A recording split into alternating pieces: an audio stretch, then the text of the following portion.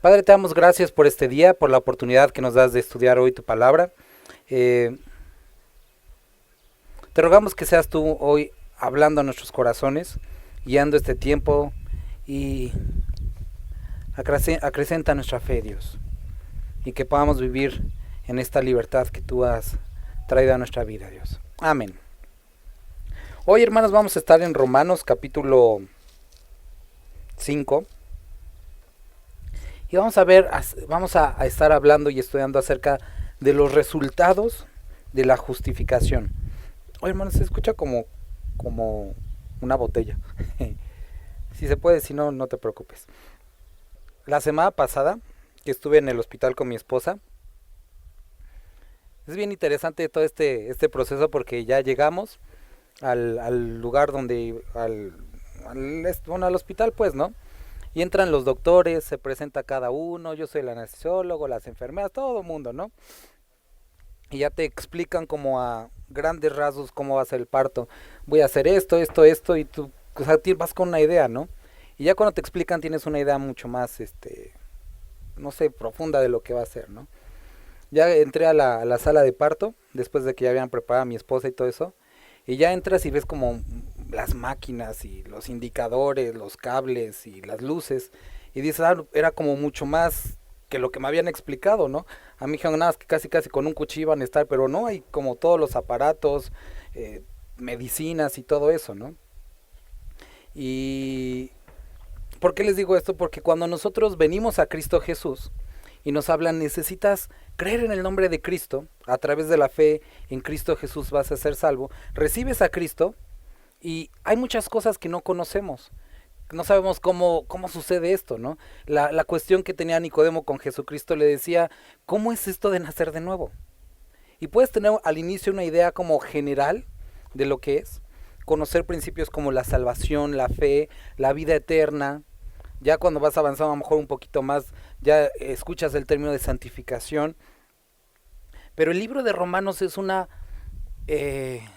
gran oportunidad que Dios nos da para poder entender un poquito más ampliamente a qué se refiere cada término. Ya fuimos salvos por fe y eso es lo que estuvimos viendo la semana pasada con nuestro hermano Jair en el capítulo 4. Vimos ese paso de fe, como es a través de la fe que venimos a Cristo. Y ahora nos va a hablar en el capítulo 5 de la justificación y todo lo que tiene que ver, o el resultado de la justificación, lo que produce en nuestra vida, lo que deberíamos de esperar. Es como lo que ahorita les describía, ya tenemos una idea general, entramos a este lugar y empezamos a ver todos los elementos propios de la justificación. Esto es importante, hermanos, porque cuando las personas nuevas se acercan, no sabemos mucho, pero es nuestra labor poder explicarles a los hermanos lo que pueden esperar en sus vidas, no porque tú lo dices, sino porque la palabra de Dios lo dice. Entonces, capítulo 5, vamos a leer. Dice, justificados pues, entonces dice, una vez que ya has sido justificado, y quiero que así, pon si quieres hasta una rayita ahí en tu Biblia, todo esto que vamos a ver es después de la justificación. Antes de la justificación, nada de esto puede estar en la vida de la persona. Por lo tanto, no puedes esperar ninguno de estos frutos, ni la gente puede aferrarse a ninguna de estas promesas, porque dice justificados pues. Como hemos hablado, la palabra justificación no únicamente se refiere a que tus pecados han sido borrados, como que ya, borrón y cuenta nueva. No, es mucho más profunda esta palabra. Quiere decir, o es la condición, como si nunca hubieras pecado. Es decir, un historial completamente limpio. Es decir, la justicia de Cristo es imputada en tu vida y lo que Dios ve es a Cristo, su justicia, y por lo tanto es como si nunca hubieras pecado. Entonces, todo eso que tú te acuerdas, todo eso, delante de Dios está como borrón y cuenta nueva, porque ahora ve a Cristo y no simplemente es que borré tu pecado que hiciste, sino nunca hubiéramos pecado. Justificados pues, y aquí nos recuerda lo que vimos la semana pasada, por la fe. Primera cosa que vamos a ver, tenemos paz para con Dios. Vamos a hablar de la paz, vamos a hablar de la gracia, la esperanza de la gloria de Dios y la esperanza en medio de la tribulación. Vamos a ver sus elementos. Pero el primero es justificados pues por la fe, tenemos, ¿qué dice? Paz. ¿Para qué? ¿Con quién? Con Dios. El ser humano, el individuo, experimenta paz con Dios únicamente después de ¿qué? La justificación. Si tú quieres decirle a la persona, no, es que tú, mira, no es creyente, entonces oramos para que sientas paz, no funciona así. No puede ser así. Porque la persona únicamente experimenta paz, no de Dios, sino con Dios, después de la justificación. ¿Por qué? Porque nosotros, no sé si recordamos a leer Isaías 59. Lo estuvimos viendo hace un par de meses, cuando estuvimos en el libro de Isaías. Isaías 59. Dice, he aquí que no se ha cortado la mano de Jehová para salvar.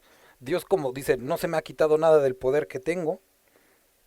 Tampoco el problema es que he dejado de oír. El problema lo describe a continuación. Pero vuestras iniquidades han hecho división entre vosotros y vuestro Dios, y vuestros pecados han hecho ocultar de vosotros su rostro para no oír, porque vuestras manos están contaminadas de sangre y vuestros dedos de iniquidad, vuestros labios pronuncian mentira y habla maldad vuestra lengua. Entonces describe el libro de Isaías esto. Mientras hay pecado, no hay paz. No hay posibilidad de paz. Entonces, esto es algo importante que podamos explicarlo a las personas y nosotros entenderlo. No puedes hablarle a alguien acerca de experimentar la paz a menos que pase por el proceso de justificación. Ya dijimos cómo es este proceso a través de la fe en Cristo Jesús. Recibes a Cristo a través de la fe en Cristo Jesús y entonces somos justificados y entonces podemos tener paz para con Dios. Porque Dios lo que hace es a través de la fe en Cristo, quita el pecado, lo borra, lo limpia y entonces ahora hay paz con Dios. ¿Sale, hermanos? Esto es algo bien importante. Porque mucha gente dice, es que, ¿dónde está la paz? ¿Por qué siento que Dios está enojado conmigo? Aquí. Justificación primero. Y entonces las personas pueden experimentar la paz con Dios. No estamos describiendo, y aquí también esto es algo importante, la ausencia del conflicto. Porque todos ustedes y todos sabemos que aún siendo creyentes tenemos muchos conflictos, muchos problemas. No, aquí no está hablando la paz con el mundo. Tampoco está hablando la paz con tu carne. O la paz con el diablo. O con, no sé, con quien tú quieras. Sino es la paz con Dios. Es decir, el conflicto inherente del ser humano con el Dios Todopoderoso. Y hasta que Dios ve a Cristo en nuestra vida, entonces ese conflicto es eliminado y ahora podemos tener paz con Dios. Experimentar esa... No hay problema entre tú y yo. ¿Sale?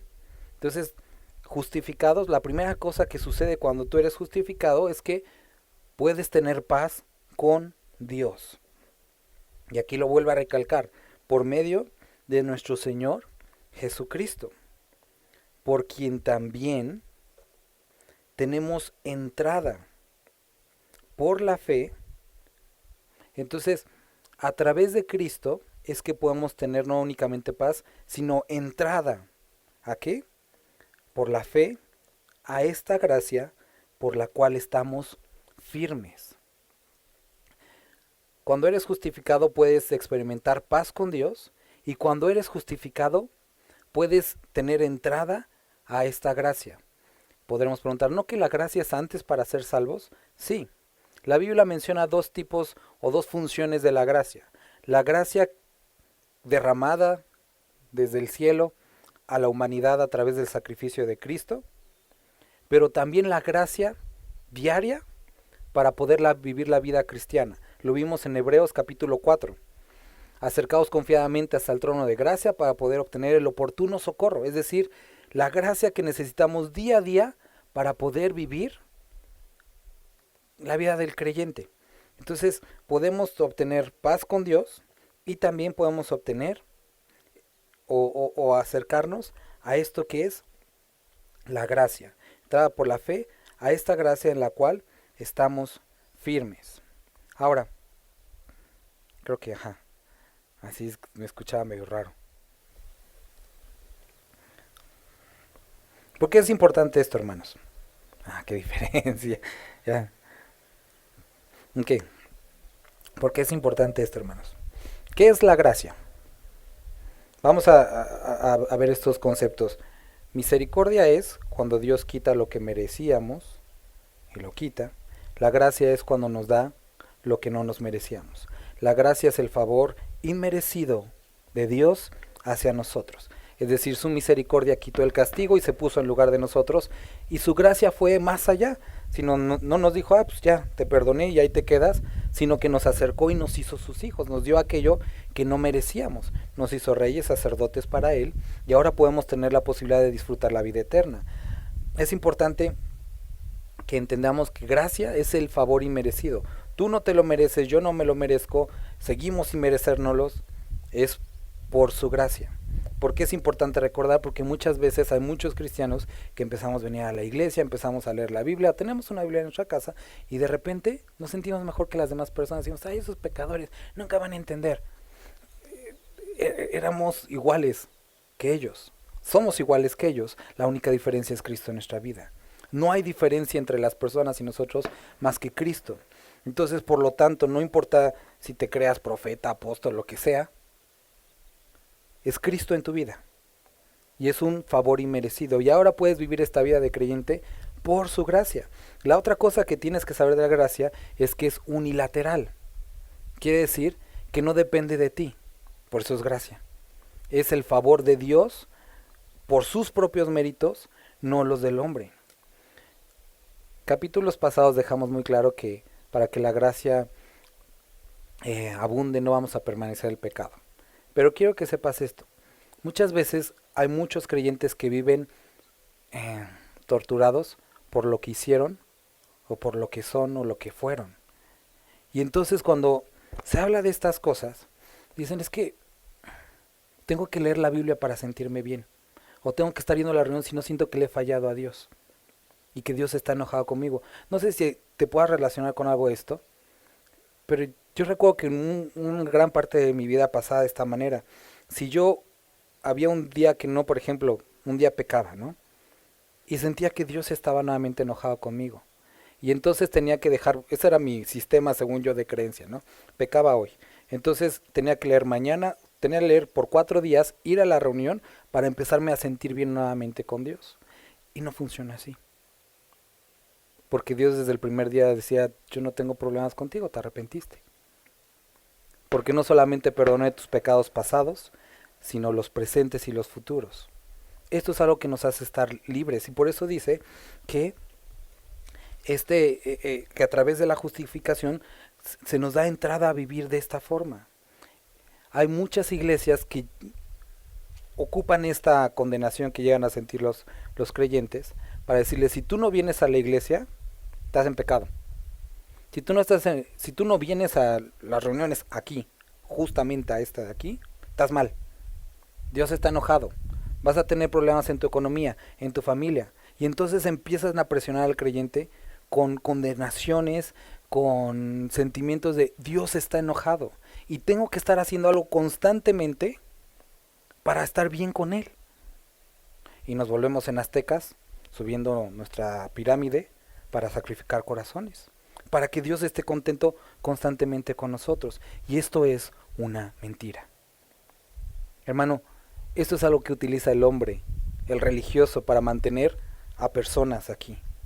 Pero la verdad es que tú puedes estar aquí o no estar, y Dios está igualmente lleno de amor contigo. No quiero decir, y no estoy hablando de que Él avale el pecado, no. Pero que no hay méritos que el hombre pueda juntar para acercarse más a Dios. No puedes hacer algo para que Dios te ame más, tampoco algo para que Él te ame menos. Él ya te amó y dio su vida completamente, la vida de su Hijo por ti. Esto es algo que debes de entender muy bien. No es una ocasión, vuelvo a repetirlo, para el pecado, sino para que puedas vivir realmente libre. Vuelvo a repetir, se usa mucho para presionar al creyente, para hacer algo. Da para que Dios te dé. Eso no es cierto.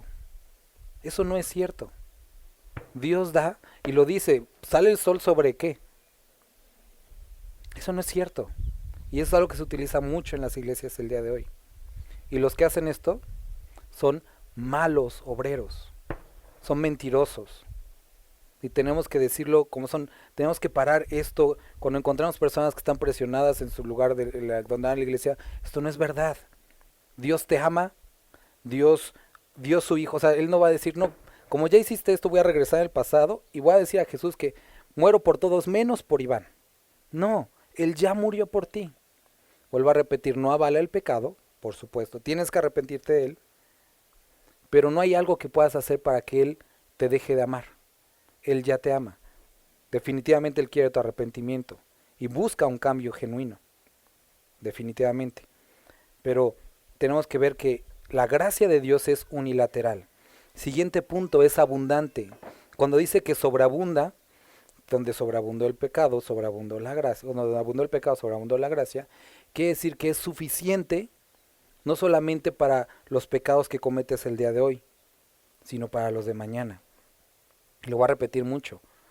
No es justificar el pecado de nadie. No se trata de vivir una vida de orgullo por el pecado, no. Pero hay muchos creyentes que siguen arrastrando. Es que lo que hice ayer, Dios ya te perdonó. Si te arrepentiste y estás esforzándote en su gracia, Él ya te perdonó. Y es que no sé si mañana me vaya a perdonar, por supuesto, porque sus misericordias son nuevas cada mañana. Y eso es algo que debes de saber. Su gracia abunda. Es favor inmerecido, unilateral y es abundante. ¿Por qué? Bueno, te vamos a ver esto, pero es abundante para cubrir y acercar al peor de los pecadores y al más mustio de los pecadores. ¿Sale? Otra cosa que tienes que saber de la gracia de Dios es que es eterna. No va a llegar el momento que diga, no, ya te la perdiste, mi chavo. Tú ya, me caíste gordo. No, es constante. Entonces, Dios no está... Y hermano, a veces he visto esta práctica en algunos creyentes. Evitemos esto. Dios no pide votos. Dios no pide sacrificios. Muchas veces decimos, Dios, si tú haces esto, yo voy a dejar de tomar coca. Ya, Dios no pide esto. Porque Él, sus misericordias son constantes y no dependen de ti. Él tiene planes para tu vida.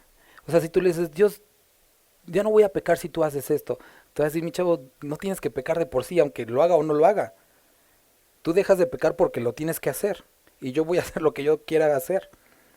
No podemos cambalachear estas cosas con Dios porque Él ya ha sido misericordioso. Entonces, ni los votos ni los sacrificios son necesarios. Porque mira, quiero que veas esto. Si tú le dices, Dios, si tú sanas a esta persona, yo voy a hacer este sacrificio. Estamos diciendo que no fue suficiente lo que dijo en Isaías, cuando dijo, yo morí por sus enfermedades, por sus dolencias. Todo eso fue en la cruz. Estaríamos diciendo, no fue suficiente eso que hiciste, ahora necesitas mi sacrificio de Jesús, más el sacrificio de Iván. Y eso es una herejía. No necesitas hacer votos ni cambalachar nada con Dios. Él es misericordioso porque es misericordioso. Simplemente dice la palabra, pidan conforme a su voluntad, pidan.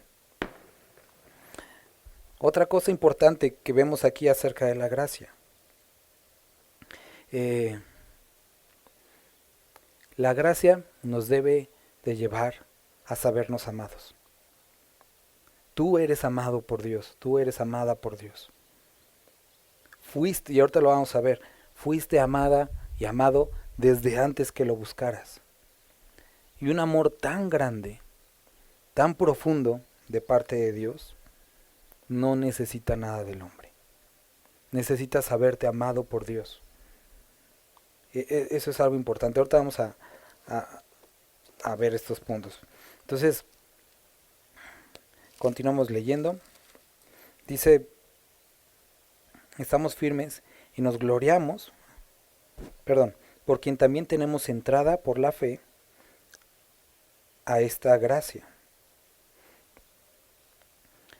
La salvación es por fe, ya lo vimos la semana pasada, todos lo sabemos. La justificación sucede cuando recibimos el sacrificio de Cristo en nuestra vida.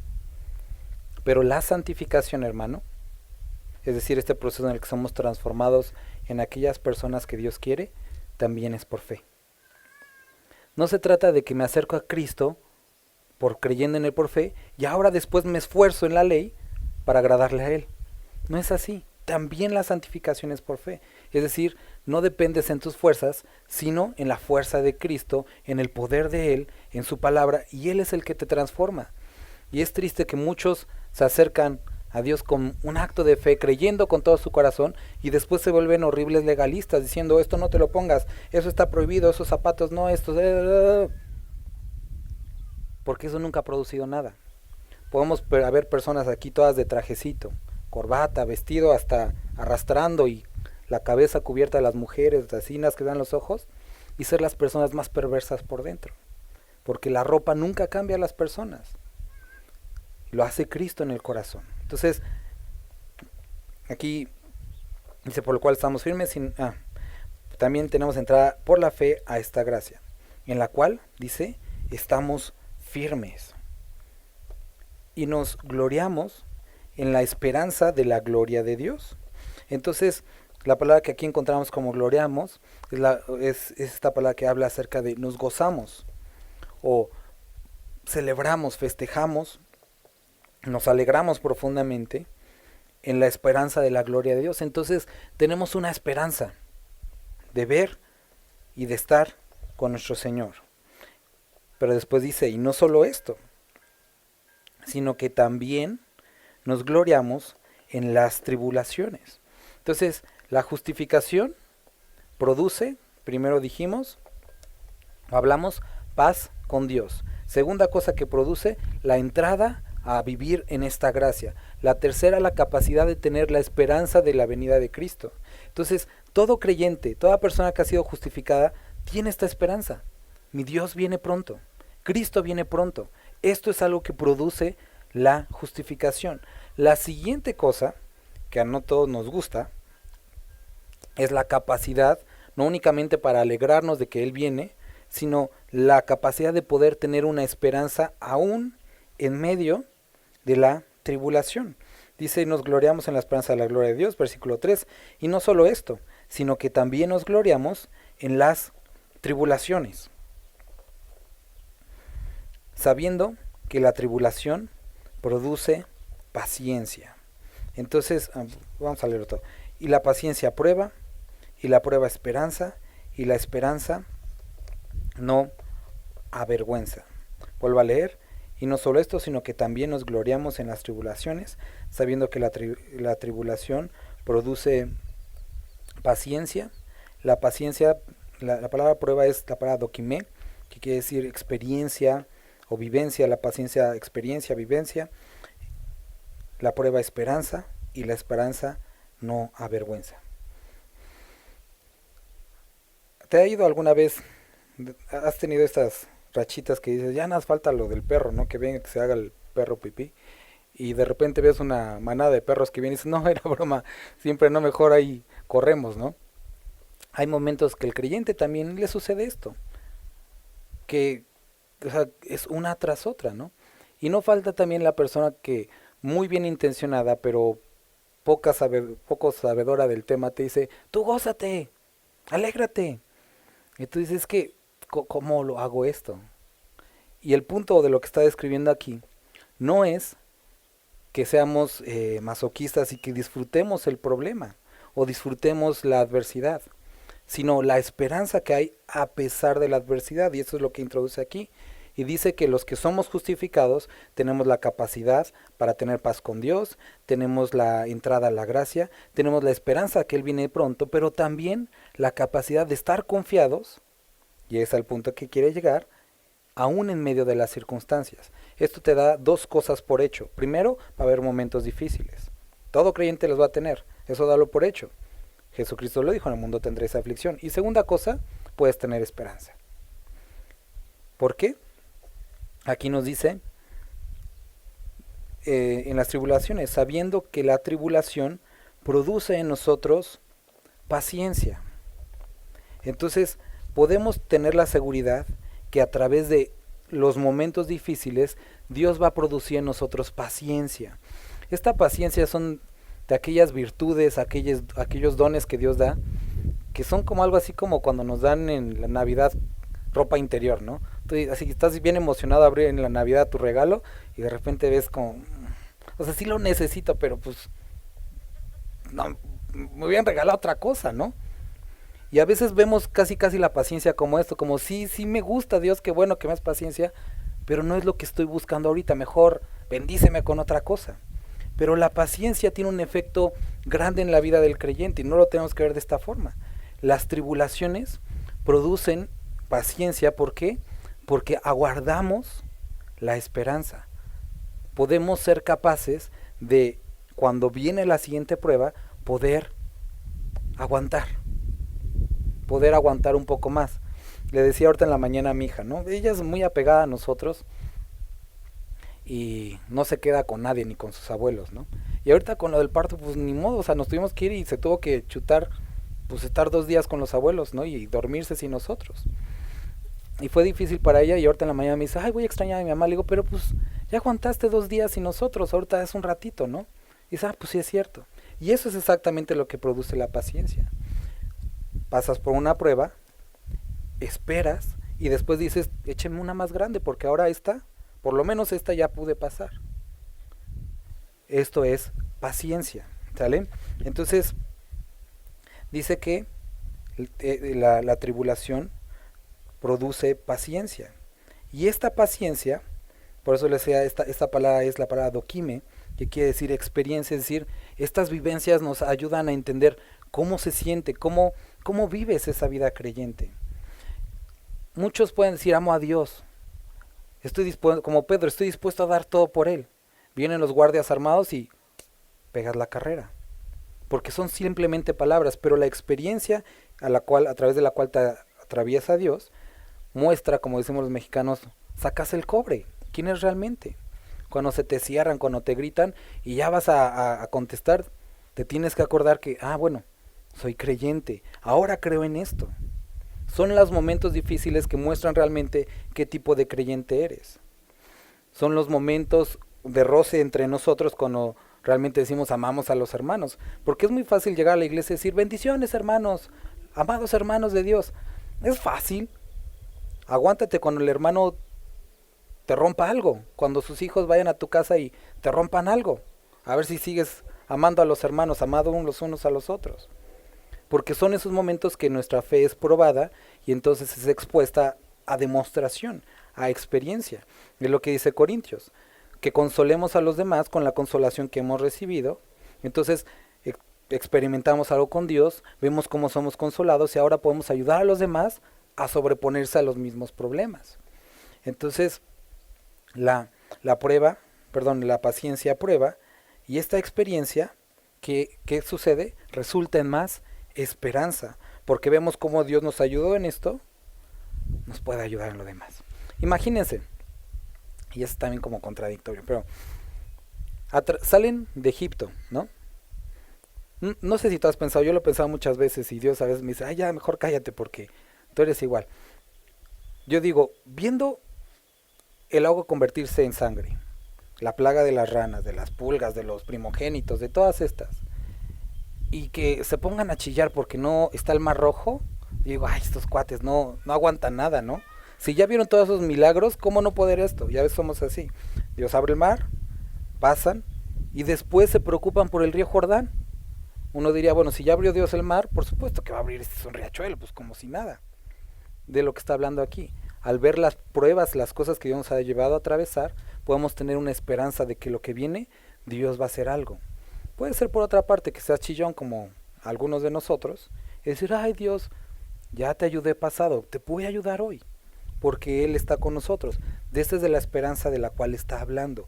Podemos edificar nuestra esperanza viendo, por eso dice, acuérdate de Jehová, que grandes han sido sus maravillas, sus favores, sus misericordias son nuevas en la mañana, cada mañana. Acuérdate de lo que ha hecho Dios y que tu esperanza sea acrecentada.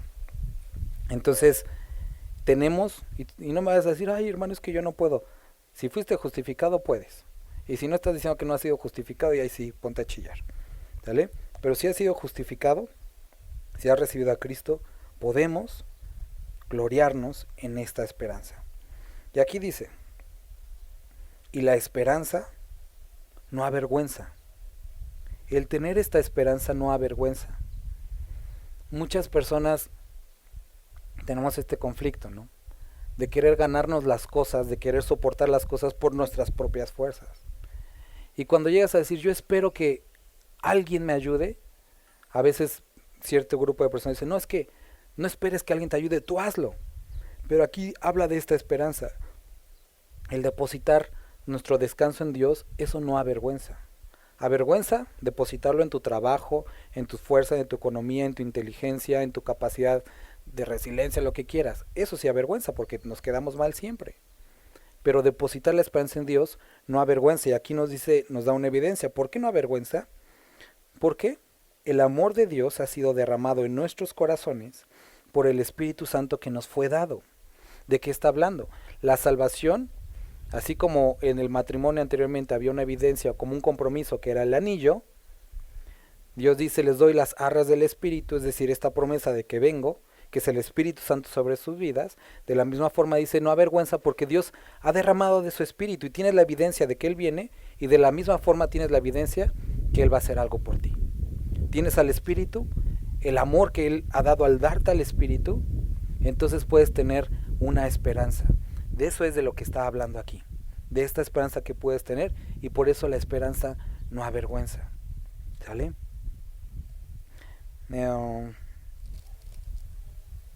Porque Cristo, y aquí empieza a hablar de este amor, cuando aún éramos débiles, a su tiempo murió por los impíos.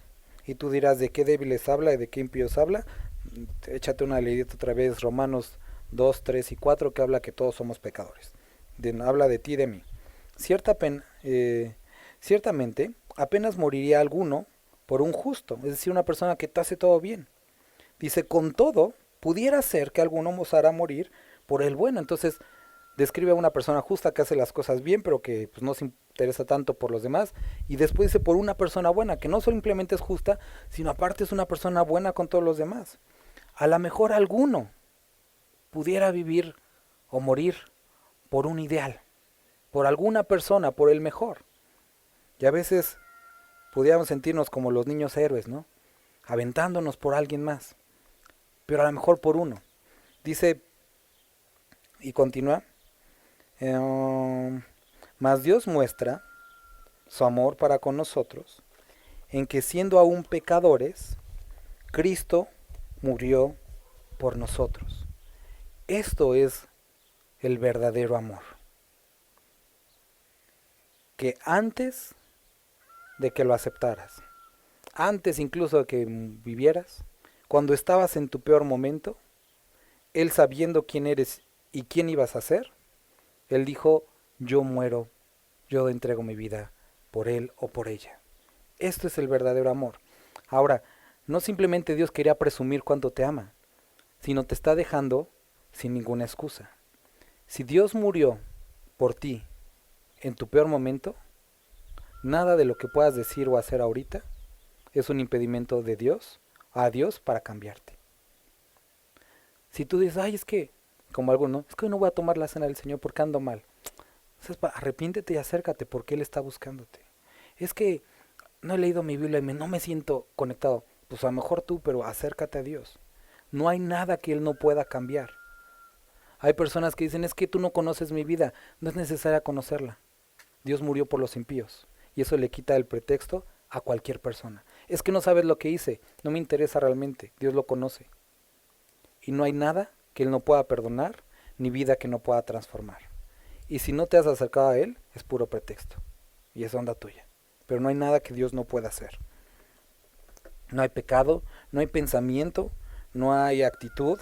Él puede transformar cualquier vida. Se lo decía a sus discípulos. Para el hombre, cualquier cosa es imposible. Pero para Dios, nada hay imposible. Entonces, dice que estando aún en nuestro pecado, Él murió por nosotros. Versículo 9. pues mucho más, estando ya justificados, habla de ti y de mí, que ya hemos sido justificados, en su sangre, por él seremos salvos de la ira. No sé si recuerdas, pero lo vuelvo a recordar, esto es algo muy importante. De la ira que estuvimos hablando, me parece que es el capítulo 3, que la ira de Dios se derrama, no usa esta palabra, se revela contra toda impiedad. ¿Cuál es la ira de Dios que hablamos de en ese capítulo? No era así como, o se limitaba más bien, no se limita a castigos, truenos y cosas como esas, sino habla o se enfoca también a cuando dice que Dios entrega al hombre a su mente reprobada. Ese momento es realmente la ira de Dios. Cuando dices, ¿eso quieres? Adelante, llégale a eso.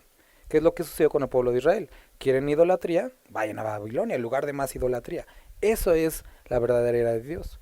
Cuando te dicen, no te voy a detener, llégale. Eso es la ira de Dios. Ahora aquí nos dice que si Dios a nosotros que nos ha justificado, a ti y a mí que nos ha justificado, nos amó tanto que, aun siendo pecadores, nos acercó a Él, dice, ¿cuánto más seremos salvos de la ira? Entonces, habla de un descanso, esto es la gracia de Dios. Y eso es a lo que se refiere más adelante, o Pablo explica, cuando dice que los que tienen su mano, Él no va a dejar que se pierdan. Él va a hacer todo lo que esté a su alcance. Quitarte familia, trabajo, oportunidades, pero que sea salvo. Él va a agotar todos los recursos. Eso es un padre verdaderamente amoroso. Y a veces nosotros vemos y decimos, ¿por qué estás enojado conmigo? No, te estoy guardando de tu propia tontería, de ti mismo. Te estoy librando de ti mismo. Y son las cosas que Dios hace para mostrar su amor, para librarnos de ese punto en el que dice, pues ya llégale a lo que le quieres llegar. Y hace todo esto. Esto es el amor de Dios. Y vuelvo a repetir, usa cualquier cosa, pero los que tienen su mano, Él no dejará que se pierdan. Ahora, ¿sí? Están esos tristes casos que posiblemente conozcas en los que alguien voluntariamente decide volver atrás. Y si o sea, mientras tú estés luchando y buscando a Dios, Él no va a dejar de actuar. Si tú decides ya no quiero nada, pues estás cayendo en una posición muy peligrosa. Y Dios también respeta esas decisiones. Dice versículo 10, porque si siendo enemigos fuimos reconciliados con Dios por la muerte de su Hijo, mucho más estando ya reconciliados, seremos salvos por su vida. Y no solo esto, sino que también nos gloriamos en Dios por el Señor nuestro Jesucristo, por quien hemos recibido ahora la reconciliación. Por tanto, como el pecado entró en el mundo por un hombre, y por el pecado la muerte, así la muerte pasó a todos los hombres, por cuanto todos pecaron. Pues antes de la ley había pecado en el mundo, pero donde no hay ley, no se inculpa del pecado. Aquí está describiendo en estos dos versículos que el pecado es anterior a la ley. Es decir, muchos dicen, ay, es que pues yo no sabía.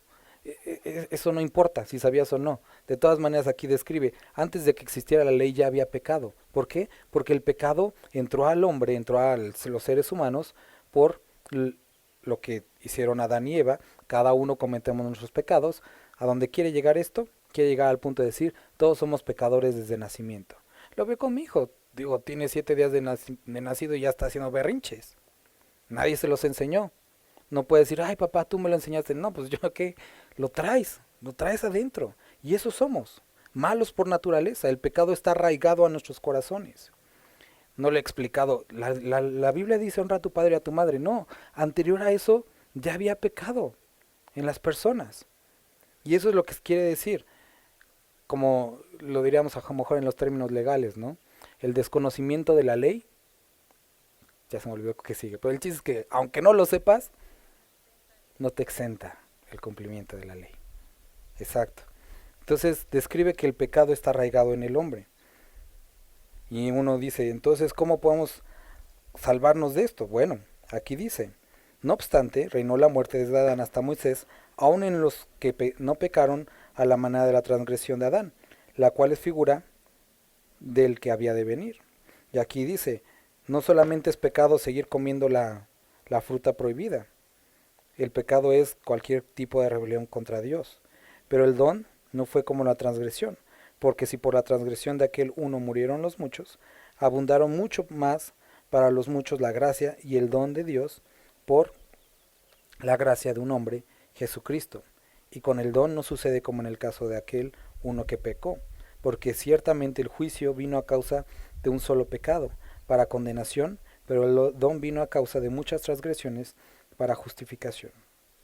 Entonces describe que así como por un solo pecado, la muerte entró a toda la humanidad, y como por un solo pecado estamos amolados para siempre, la gracia dice, a pesar de que sean muchos pecados, es suficiente el sacrificio de Cristo para cubrir todos los pecados. O sea, que haya abundancia de pecados. Y el don de justicia. Versículo 18. Así que, como por la transgresión de uno vino la condenación a todos los hombres, de la misma manera por la justificación de uno vino a todos los hombres la justificación de vida. Porque así como por la desobediencia de un hombre los muchos fueron constituidos pecadores, así también por la obediencia de uno los muchos serán constituidos justos. Versículo 20. Pero la ley se introdujo para que el pecado abundase.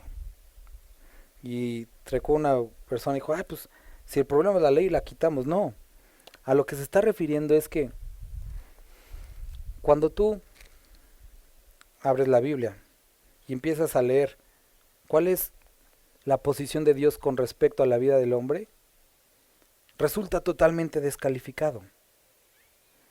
Te ves totalmente expuesto.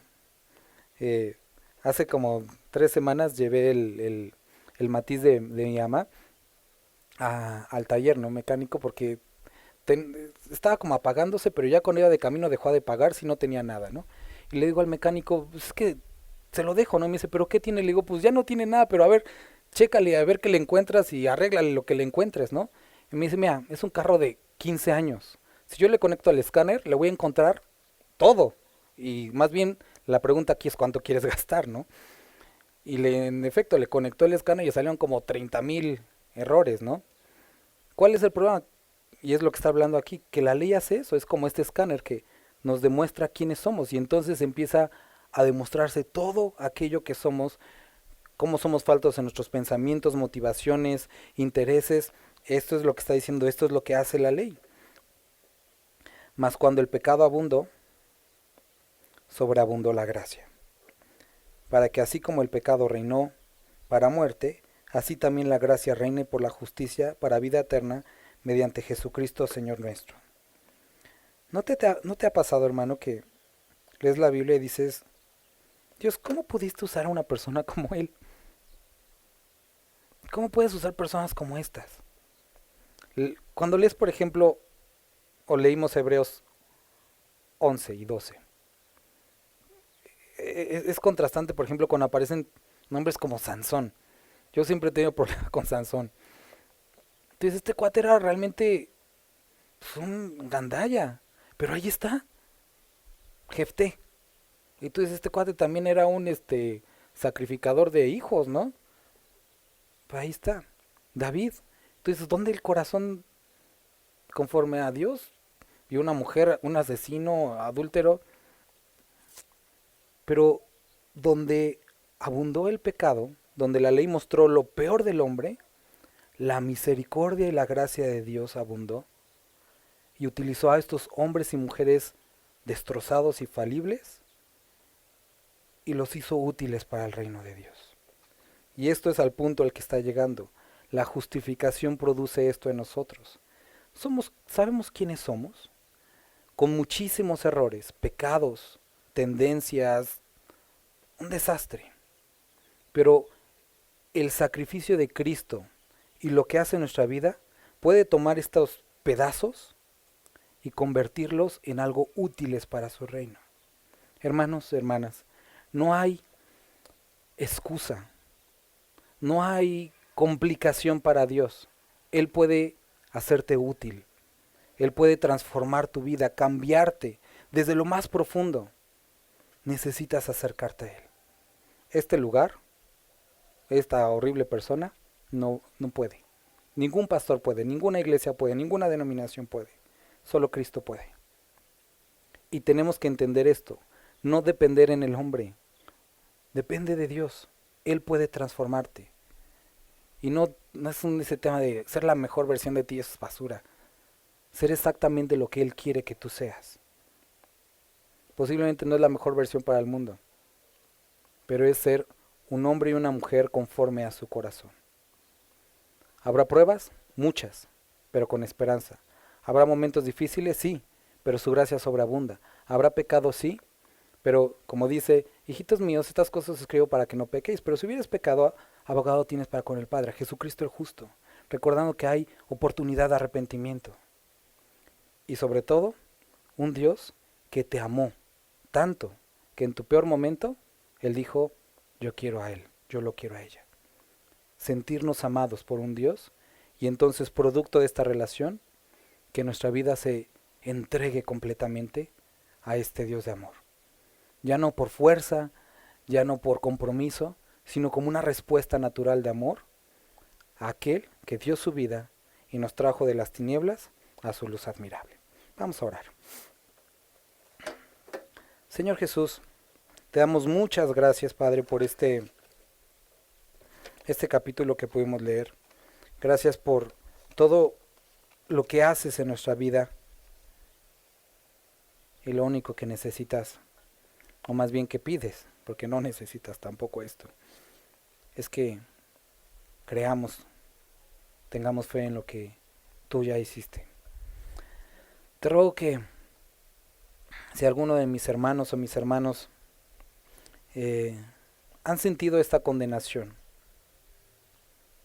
Padre, que ellos puedan saber que también los has hecho libres de esta parte del pecado, que pueden caminar en libertad, que necesitan arrepentirse, pero que puedan caminar en libertad porque tú has perdonado su pecado, que podamos caminar en libertad porque nos has amado. Gracias por este hermoso regalo. Bendito eres, Padre, te alabamos y te bendecimos. Amén.